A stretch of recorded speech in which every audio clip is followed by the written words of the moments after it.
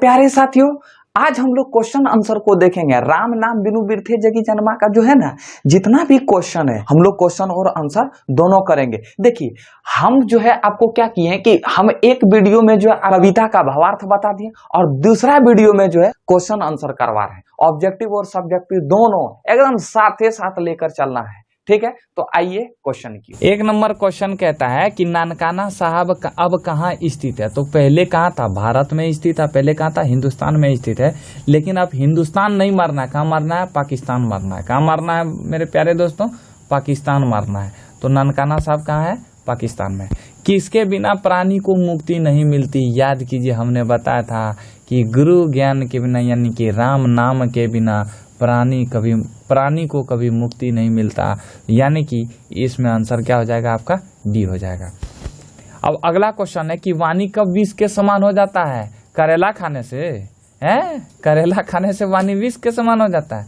दुर्गुण से, यानी कि जो आदमी में दुर्गुण हो उसका जो है वाणी विष के समान हो जाता है? नहीं नहीं नहीं नहीं, राम नाम के बिना वाणी आपका किसके समान हो जाएगा? विष के समान हो जाएगा। तो आंसर क्या हो जाएगा आपका? ए। फिर है अगला क्वेश्चन है कि राम नाम बिनु बिरथे जगी जन्मा पद में किसकी आलोचना की गई है? तो राम नाम बिनु बिरथे जगी जन्मा पद में ब्रह्माडंबर यानी कि कर्म कांड यानी कि आडंबर की आलोचना की गई है। राम नाम बिनु बिरथे जगी जन्मा, यह पंक्ति डैश की है? तो किसका है? गुरु नानक का है। यानी कि ऑप्शन नंबर ए क्या हो जाएगा आपका? सही हो जाएगा। फिर हरिरास किसकी रचना है? हमने बताया था कि हरिरास किसकी रचना है? गुरु नानक का। आप उस वीडियो जाकर देखिए। सिख धर्म के परिवर्तन किसने किया था? तो गुरु नानक ने किया था। सिख धर्म का पहला गुरु कौन थे? प्रथम गुरु तो गुरु नानक, और अंतिम गुरु गुरु गोविंद सिंह। गुरु गोविंद सिंह का ही कहना था कि चिड़िया नु में बाज लड़ावा, गिदड़ नु में शेर बनावा, 1.25 लाख नु एक लड़ावा, तब गोविंद सिंह नाम कहावा। तो याद कीजिएगा कि सिख धर्म का परिवर्तन किसने किया था? तो गुरु नानक ने। और सिख धर्म का अंतिम गुरु कौन थे? तो अंतिम गुरु जो है आपका गुरु गोविंद सिंह थे। अंतिम गुरु कौन थे? आपके गुरु गोविंद सिंह थे। और अर्जुन देव 5वां गुरु। अर्जुन देव कितने गुरु थे? 5वां गुरु। आई मेरी बात समझ में? गुरु नानक की रचनाओं का संग्रह किसने किया था? तो गुरु अर्जुन देव ने। गुरु नानक की जितनी भी रचनाएं थी सबको इकट्ठा कर दिया किसने? गुरु अर्जुन देव ने। कब? 1604 ईस्वी में। गुरु नानक का कथन किस कवि के कथन से मिलता जुलता है? तो किस कथन से? किस कथन की कवि से? तो कबीरदास। गुरु नानक के माताजी का नाम क्या था? तो माताजी का नाम याद रखिएगा तृप्ता था, नॉट तृप्ति, कंफ्यूज नहीं होइएगा, ठीक है। ये तृप्ता था, तृप्ति नहीं था बच्चों। इसके बाद गुरु नानक के पिता का नाम कालूचंद्र खत्री, ये आपको पता होना चाहिए। अगला क्वेश्चन है कि गुरु नानक देव की रचनाओं का संग्रह किस नाम से प्रसिद्ध हुआ? तो किस नाम से प्रसिद्ध हुआ? गुरु ग्रंथ साहिब से। खुद किस नाम से प्रसिद्ध हुआ? गुरु ग्रंथ साहिब से। साहिब ग्रंथ से नहीं हुआ, आप कंफ्यूज नहीं होइएगा। गुरु नानक की रचना है सोहिला, जपूजी, आशा दीवार, ये सब सभी जो है गुरु नानक की रचना है। तो ऑप्शन नंबर डी क्या हो जाएगा आपका? सही हो जाएगा। सुलक्षणी कौन थी? तो सुलक्षणी जो है गुरु नानक की पत्नी थी। और गुरु नानक की माता कौन थी? तो तृप्ता थी। गुरु नानक के जन्म स्थान को क्या कहा जाता है? नानकाना साहब कहा जाता है। क्या कहा जाता है मेरे प्यारे दोस्तों? नानकाना साहब। पटना साहिब में किसका जन्म हुआ था? तो गुरु गोविंद सिंह का जन्म जो है पटना साहिब में हुआ था। गुरु नानक का जन्म स्थान है कहाँ है? तलवंडी पाकिस्तान में। तलवंडी ग्राम है और लाहौर जिला है और देश का नाम क्या है? पाकिस्तान है। गुरु नानक का जन्म कब हुआ था? तो गुरु नानक का जन्म 1469 ईस्वी में हुआ था। गुरु नानक की रचनाओं का संग्रह किस वर्ष किया गया? तो 1604 ईस्वी में। किस मुगल सम्राट से गुरु नानक की भेंट हुई थी? अगर यही क्वेश्चन में पूछ दे, यही क्वेश्चन सेम टू सेम इसी तरह से पूछ दे, उल्टा कर पूछ दे कि जो है गुरु नानक किसके समकालीन था या किस मुगल सम्राट के समकालीन था, तो आप जवाब दीजिएगा कि ये बाबर के समकालीन था। किसका समकालीन था मेरे प्यारे बच्चों? बाबर के समकालीन था। गुरु नानक ने किसका प्रचार किया?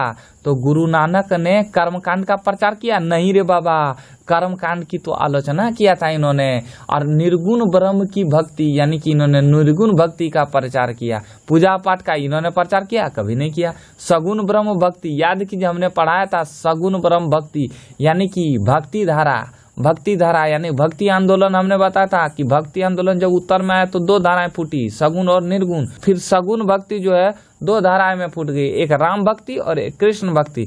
लेकिन गुरु नानक जो है निर्गुण भक्ति को मानते थे। आई मेरी बात समझ में? गुरु नानक किस भक्ति धारा के कवि थे? तो किस भक्ति धारा के कवि थे? निर्गुण भक्ति धारा। गुरु नानक के पद किस भाषा में रचित है मेरे प्यारे दोस्तों? तो ये पंजाबी मिश्रित ब्रज भाषा में, पंजाबी भाषा में और ये ब्रज भाषा में मिश्रित है। आई मेरी बात समझ में? पंजाबी भाषा में और ब्रज भाषा में मिश्रित है। समझे या नहीं समझे? गुरु नानक जो है पंजाबी के अलावा किस भाषा में कविताएं लिखी? तो इन्होंने हिंदी भाषा में कविताएं लिखी। गुरु नानक ने जगत का सार किसे कहा? तो जगत का सार हरि कीर्तन को कहा। आप एगो कीर्तन सुने होंगे, हरे राम राम राम हरे हरे, हरे कृष्ण कृष्ण कृष्ण हरे हरे। सबसे पहले इस कीर्तन, इसे बंगला कीर्तन कहा जाता है। महाप्रभु चैतन्य ने महाप्रभु चैतन्य ने हरे राम राम राम हरे हरे, हरे कृष्ण कृष्ण कृष्ण हरे हरे, इस मंत्र को सबसे पहले महाप्रभु चैतन्य ने दिया था। कहाँ के थे? तो पश्चिम बंगाल के थे। बंगला कीर्तन का संस्थापक है महाप्रभु चैतन्य। हरिरास किसे कहा गया है? तो हरिरास मेरे प्यारे दोस्तों, ब्रह्म के आनंद को हरिरास कहा गया है। महियल का मानक आधुनिक शब्द क्या है? महियल मतलब क्या होता है? धरती पर। महियल मतलब क्या होता है मेरे प्यारे बच्चों? धरती पर। गुरु नानक देव ने क्या कहते हुए प्राण त्याग दिया? वाहे गुरु। क्या कहकर त्याग दिया? वाहे गुरु। जो नर दुख में दुख नहीं माने, किस लेखक की कृति है? तो भैया गुरु नानक की कृति है। किसकी कृति है? गुरु नानक की कृति है। ब्रह्म का निवास स्थान है तो कहाँ है? तो ब्रह्म का निवास स्थान मेरे प्यारे दोस्तों हृदय में है। हमारे मन हृदय में है, संत हृदय में। मंदिर में ब्रह्म का स्थान, निवास स्थान नहीं होता है, और न ही जंगल में, और न ही तीर्थ करने से। आप कितनों तीर्थ कीजिए, आपको भगवान मिलने वाला नहीं है। इसलिए कहा जाता है ना, एक गाना है, कोई जाए काशी, कोई जाए मथुरा, कोई जाए हरिद्वार, मेरे लिए तो सबसे बड़ा तीर्थ है मेरा घर द्वार। समझे न समझे? तो इसलिए मेरे प्यारे बच्चों, आप चाहे हजारों जगह तीर्थ कर लो, लेकिन ब्रह्म का निवास तीर्थ करने से नहीं, बल्कि हृदय से आता है। सच्चा हृदय अगर प्रेम से भगवान का नाम लेते हैं, तभी आपके हृदय में ब्रह्म का निवास होगा, आपके शरीर में ब्रह्म का निवास होगा। अब चलते हैं सब्जेक्टिव क्वेश्चन की ओर। अब हम लोग सब्जेक्टिव क्वेश्चन को समझेंगे। एकदम सब्जेक्टिव क्वेश्चन में जो है एकदम बहुत आराम से समझेंगे सब्जेक्टिव क्वेश्चन। सब्जेक्टिव क्वेश्चन में क्या किया है कि सब्जेक्टिव क्वेश्चन में जो है आपको लिखना पड़ेगा, जबकि ऑब्जेक्टिव क्वेश्चन में खाली टिक मारना पड़ता है। ठीक है, तो क्या लिखना पड़ेगा चलिए समझते हैं। कवि कहते हैं कि कवि किसके बिना जगत में यह जन्म व्यर्थ मानते हैं? तो कवि राम नाम के बिना संसार में यानी कि जगत में जन्म लेना व्यर्थ मानते हैं। कवि बोलते हैं बेकार तुम इस धरती पर जन्म लेते हो, अगर तुम जो है राम नाम का जाप नहीं करते हो तो संसार में तुम्हारा जन्म लेना ही व्यर्थ है। एकदम ये जो है अगर आप भावार्थ समझोगे ना तो सारा क्वेश्चन आंसर बन जाएगा आपसे। वाणी कब विष के समान हो जाता है? जिस वाणी से राम नाम का उच्चारण नहीं होता है वह वाणी ससुरा जहर के समान हो जाता है। आई मेरी बात समझ में?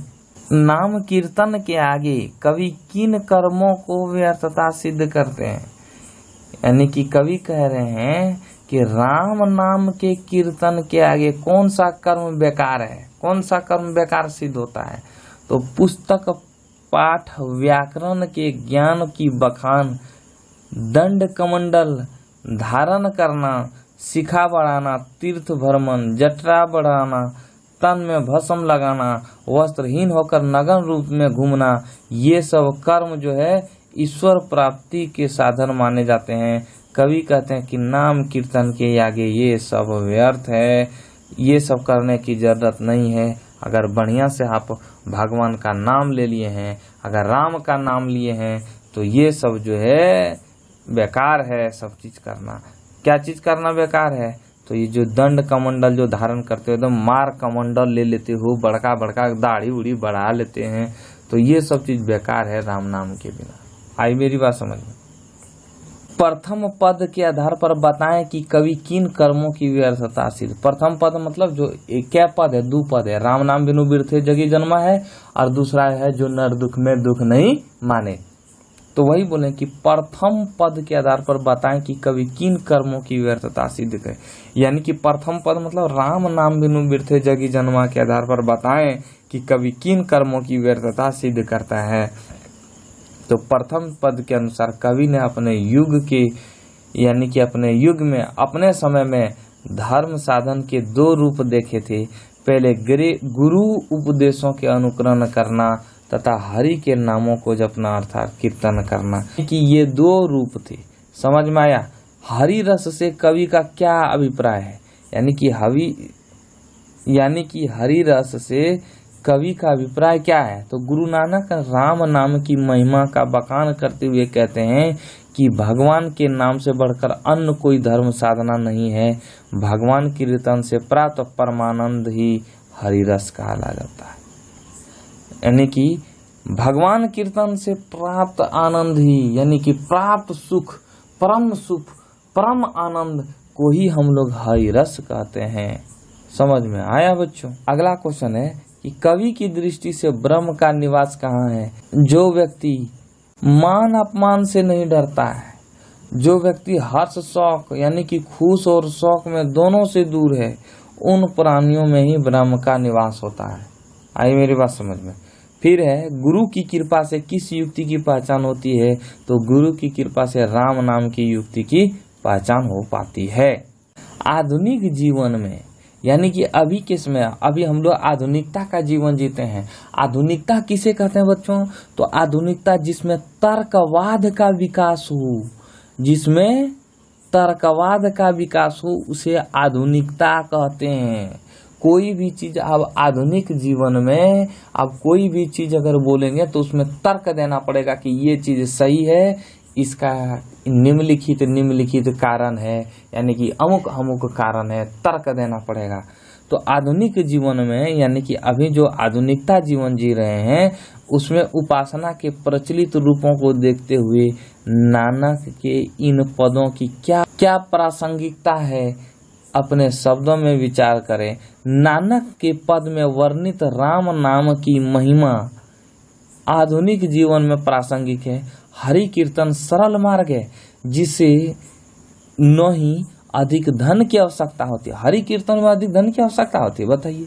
और न ही कोई आडंबर की, मतलब न ही कोई इसमें दिखावा की, मतलब न ही कोई इसमें चीज लगता है ज्यादा। वर्तमान में भागवत नाम रूपी रस का पान किया जाए, यानी कि आप भगवत कथा कीजिए, तो जीवन में उल्लास, शांति, परम आनंद, सुख तथा ईश्वरीय अनुभूति सरलता से प्राप्त किया जा सकता है। तो ये था आपका आंसर। अगला क्वेश्चन, राम नाम बिनु बिरथे जगी जन्मा जो है, इस पद का मुख्य भाव क्या है?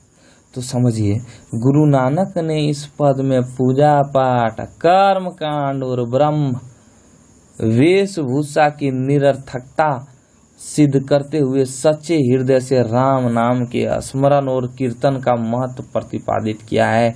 क्योंकि नाम कीर्तन से ही, यानी कि हरि कीर्तन से ही व्यक्ति को सच्ची शांति मिलती है और वह इस दुख में जीवन के पार पहुंच जाता है। मतलब जीवन में दुख है और इस दुख में जीवन को पार करने के लिए हरि कीर्तन का होना अति आवश्यक है। यानी कि अगर कोई व्यक्ति हरि कीर्तन करता है, नाम का कीर्तन करता है, अगर भगवान के नाम का कीर्तन करता है, तो वह इस दुखमय जीवन को पार कर जाता है। तो ये था इसका आंसर। तो ये था आप लोगों का क्वेश्चन और आंसर। हमने क्या किया था कि क्वेश्चन, ऑब्जेक्टिव क्वेश्चन में क्या किया था, हमने क्वेश्चन को लिखा था क्वेश्चन को लिखा था, ऑप्शन भी दिया था और बगल में हम आंसर भी लिख देते हैं। तो उम्मीद करते हैं कि आप एंजॉय करके प्रश्नों का उत्तर दिए होंगे। देखिए, एको गो क्वेश्चन जो है ना, एको गो क्वेश्चन इससे बाहर नहीं आएगा, चाहे ऑब्जेक्टिव रहे चाहे सब्जेक्टिव रहे। अच्छा, क्या बाहर पूछेगा बताओ यार? कुछ पूछेगा? नहीं पूछेगा, समझे? जितना क्वेश्चन था खखोर टार के सब आपको हम दे दिए हैं, इससे बाहर क्वेश्चन अब नहीं आएगा। अगर बाहर आ गया तो सोचिए कि आप तकदीर का करम फोड़ आदमी है, सोचिए कि आप जो है करम फोड़ आदमी है। तो बस आज इतना ही, मिलते हैं नेक्स्ट वीडियो में। बहुत बहुत धन्यवाद।